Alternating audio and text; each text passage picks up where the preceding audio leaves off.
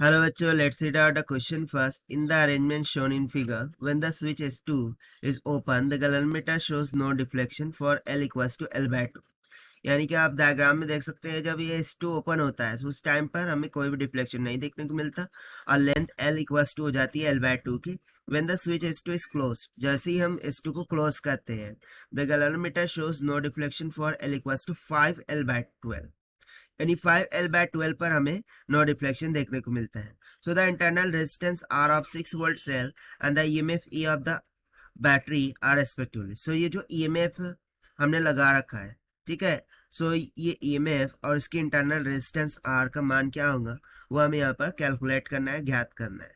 तो चलिए स्टार्ट करते हैं सोल्यूशन से. But before of its let's talk about the key concept which we are going to use here for this question.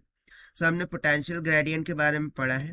Potential gradient को हम लिखते हैं the voltage across the potentiometer divided by the length of potentiometer की. सो बस इसी concept का हम यहाँ पर यूज करेंगे. सो लेट्स सपोज कि पोटेंशियल ग्रेडियंट को हमने मान लिया के इक्वल. ठीक है, इसको हमने मान लिया के इक्वल. सो यहाँ से हम स्टार्ट करते हैं. सो देखिए, अकॉर्डिंग टू इनिशियल केस जब S2 क्या थी, ओपन थी. S2 क्या थी, ओपन थी. So in that case, only this 6 voltage, okay, this 6 volt is going to come across of this. So can I say that कि जैसे कि हमने लिखा था कि पोटेंशियल ग्रेडियंट जिसको हम मान रहे हैं के इक्वल, ठीक है, और ये किसके इक्वल है, the potential across the potentiometer divided by the length of potentiometer की. So can I say that V will be equals to K into L. But in this case ये जो लेंथ L है, सो वो हमें कितने में मिल रही है, L by 2. ठीक है, और इसके लिए पोटेंशियल अक्रॉस द पोटेंशियोमीटर वो कितना रहा होगा, 6 वोल्ट के इक्वल. तो यहाँ से हम बोलेंगे 6 is equal to Q into L divided by 2 के इक्वल. इसे हम मान लेते हैं इक्वेशन नंबर फर्स्ट. ना सेकंड केस लेकर चलेंगे कि जैसे ही हमने S2 को क्लोज कर दिया, when we closed S2, in that case हमें कोई भी गैलोमीटर से डिफ्लेक्शन नहीं देखने को मिल रहा है, यानी कि IG इज इक्वल टू 0 है. सो यहाँ से यदि मैं बोलूँ कि इस सर्किटरी में फ्लो होने वाला करंट I के बराबर है, सो वो I इज इक्वल टू क्या हो जाएगा, the net potential divided by net resistance. तो देखिए इसमें नो डिफ्लेक्शन है, यानी कि ये सर्किटरी का तो कोई यहाँ पर संबंध नहीं.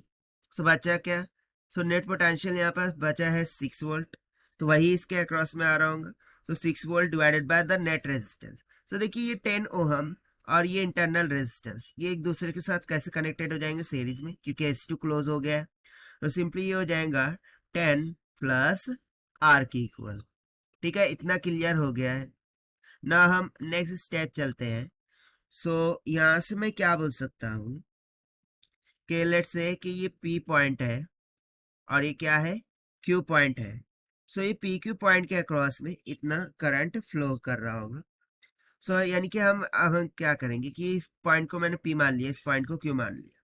सो PQ के अक्रॉस में कितना पोटेंशियल आ रहा है, that is VPQ.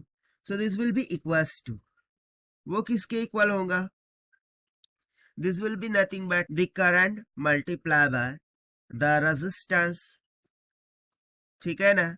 So current कितना आ रखा है, 6 divided by 10 plus R multiply by, और रेजिस्टेंस कितनी है, 10 ओहम. सो हो जाएगा 10. ठीक है, so this will comes out to be 60 divided by 10 plus R की.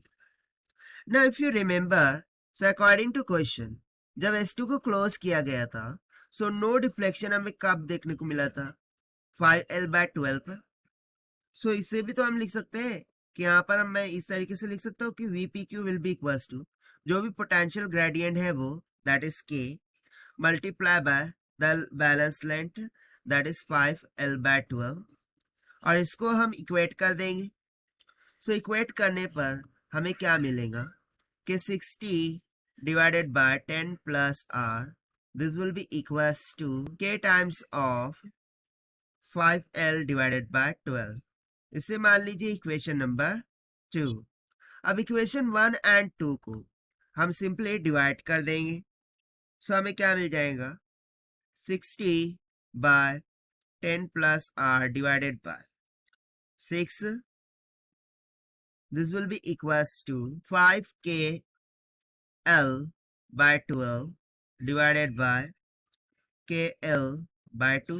ठीक है, इक्वेशन यही थी, 6 is equal to KL by 2.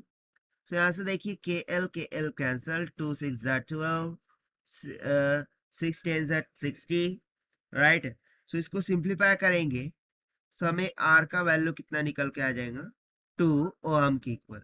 तो देखिए internal resistance of the battery तो यहाँ पर निकल के आ गई 2 ओहम के इक्वल. अब हमें ये ईएमएफ भी कैलकुलेट करना है ई. सो वो कैसे कैलकुलेट करेंगे?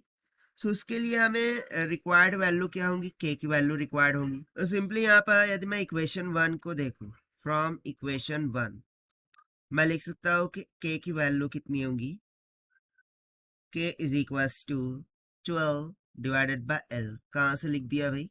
तो देखिए मैंने 2 को उधर लेके 6 2 12 और ये एल उधर जाके डिवाइड कर दिया. सो यहाँ से हमें के की वैल्यू मिल गई. और इस के की वैल्यू को, ठीक है, मैं ईएमएफ के फॉर्मूले में लगा, क्योंकि मुझे ईएमएफ ई कैलकुलेट करना है. तो ये जो ईएमएफ ई है ये किसके इक्वल होगा, जो भी पोटेंशियल ग्रेडियंट है वो multiply by the length of potentiometer, right. So यहाँ पर हम के की वैल्यू सब्स्टिट्यूट करेंगे, that is 12 divided by L into capital L. So L से एल कैंसिल हो गया, मुझे ईएमएफ सिंपली 12 वोल्ट के इक्वल. और यही हो जाएगा हमारा आंसर फॉर दिस क्वेश्चन, जो कि हमने सॉल्व किया है by using the concept of potential gradient से. Now let us take the option. So यहाँ से 2 and 12 यानी कि option B will become correct. So this is the required solution. I hope you understood well. Best of luck. Thank you.